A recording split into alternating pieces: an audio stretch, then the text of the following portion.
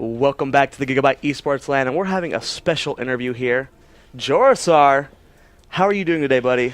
I'm not too bad, thank you. I actually didn't sleep that well last night. Yeah, it was a rough sleep. We got home late. We went to Denny's, but I'm interviewing you, man. Denny's was good. Denny's was good. That was good food. It was tasty. It was totally tasty. worth Great it. surface, too, man. The Denny's here by Cal Poly.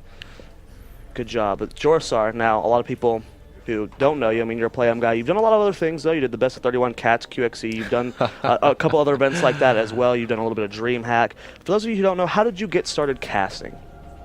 Oh, wow. Okay. Keep it simple. I'll keep it simple, but it's not a short story. Okay. I got started casting in around October of last year, so I haven't actually been casting that long. And I decided to initially try casting some stuff for YouTube. Actually, I distinctly remember one of the players I originally casted was actually at this tournament, and still is. Gosu Huangxin versus Complexity's Trimaster. Because I was casting Trimaster's run, that run he did through the MLG Open bracket, where he beat Huangxin, beat Jinro, and a couple other notable players as well. So I was casting those, and I was also fairly good sort of acquaintances, if you like, with QXE at the time, because I was following his progress through Korea, and I was watching the GSL a lot, because in London, it's useful to wake up at 10 o'clock in the morning and watch GSL instead of stay up till silly o'clock at night here in LA to watch it. Oh, yeah. So I was watching a lot of that, and he was organizing the Best of 31 with Cats. Oh. And at that point, I was like, so you don't have a caster for that? And he goes, no. I was like, well, would you like one? And he goes, oh, maybe. And I ended up casting that. Ironically, that was purely from a casting perspective, arguably a decision I would regret. Yeah. 9.5 hours of solo casting, and we had stuff like proxy hatches on blistering sands. It was weird, crazy. but it was lots of fun. And after that, interesting marathon cast, Playhem picked me up. Yeah. Been casting for Playhem now since the end of December. And I've recently been very, very fortunate to be able to do a decent number of live gigs. I did I-45 over in the UK, of course the UK's biggest event, which Dignitas Bling won convincingly. And then off of that, I had DreamHack Community Casting, and I'm now over here. I won the IPL 5 Caster Search competition, so I'll be doing their qualifiers for IPL 5 Finals. I went to San Francisco to cast a little bit at the IPL studio, and then came down to MLG to cast that last weekend, and now I'm at GESL. So it's been a really, really crazy fast roller coaster ride over the last month or two, where it's just been live event after live event, but it's been a lot of fun. I wouldn't have it any other way. Well, let's talk about this event. How are you enjoying it? You've been casting a lot. We've cast a couple times together. How are you enjoying the event, the staff, everything here? This event has been nothing short of eye-opening. I mean, after MLG last weekend, it's great to sort of come over here and be like, wow, this is a really nice grassroots esports event.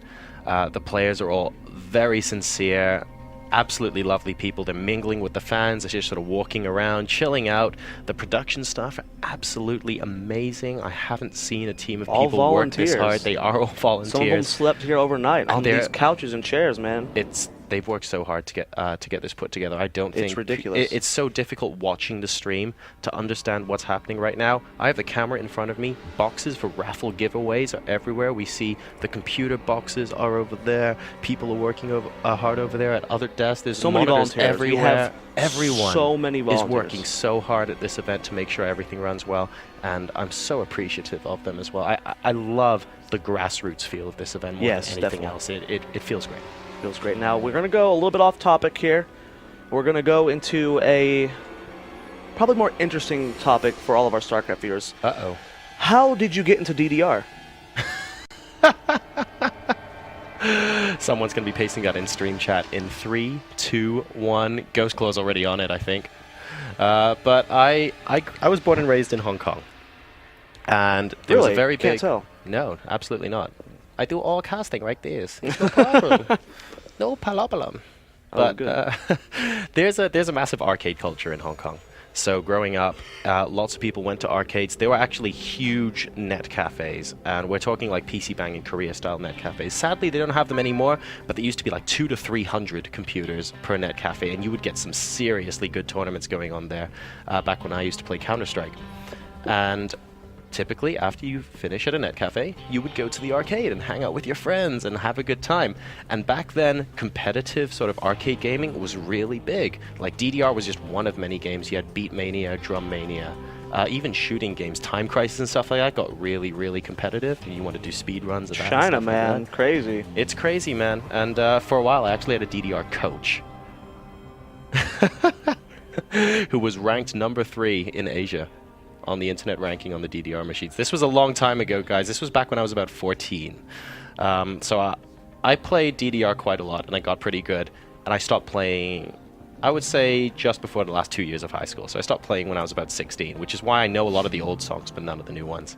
And I basically haven't played since, but it's not really something you forget in a heartbeat. So I suspect something like that might have been what led to the video being leaked of me playing Bling at I-45. Although I do stress, at the time that video was taken, none of us had any idea that Team Dignitas actually put the camera on top of the machine. So none of us knew it was actually being recorded. Well, let's talk about Bling. He is, one of the best European Protossers, arguably Absolutely. one of the best Protossers in the world. Very much so. How does he scale when it comes to going to DDR, though? Is he top 200 in Europe, you think? He was probably top 200 at the event I was attending. Okay. Probably top 200 there. How many people were there? About 20,000. Oh, Well, wow. 20,000? No, hold on. That's a lot. Okay, not that many. Maybe 2,000. Just under 5,000. Just under 5,000? Yeah. Top 200 Bling, congratulations. So, Yeah, not bad, man. Pretty good. That's GM.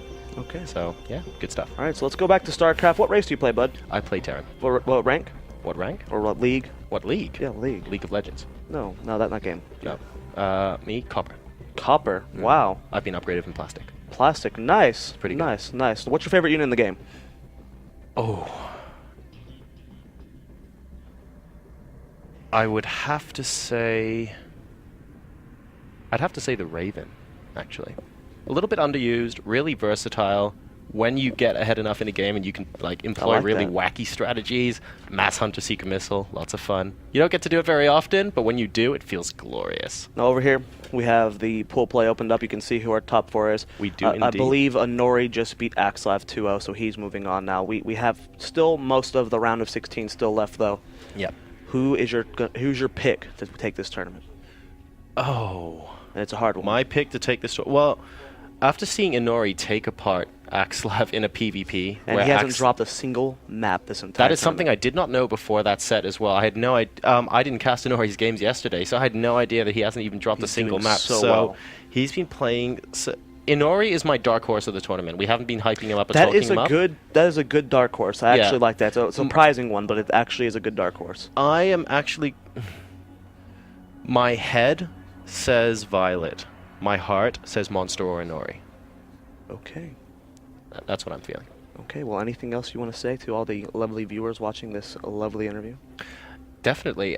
Thank you guys so much for... In fact, thank everyone, first of all, who got me here. I really appreciate it.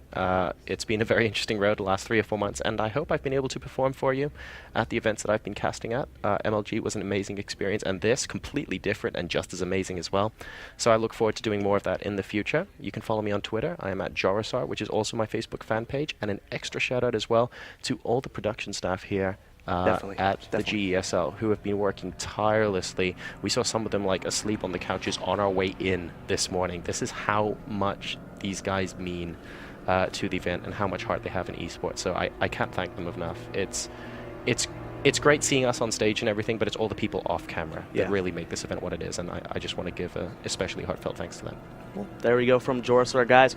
We're going to go back to the commercial break. When we get back, it'll be Axeltoth and Azael casting our next matchup on this stream, on Stream A. I believe Golden versus Tails is still going on, and after that it'll be... that's a long time. Yeah, they went to Game 3, and then after that it'll be Monster versus the Muslim, cast by myself and Gwyn. That's going to be fun, man. That's going to be fun. So tune into all the streams. There will be more interviews like this. I believe we're getting an interview with Ghost Claw after the next set. That's going to be an interesting one. That's going to be a good one. But thank you for tuning into the Gigabyte Esports Land. This has been JoRoSaR, like he said, at JoRoSaR on Twitter. We'll see you guys soon. Stay tuned.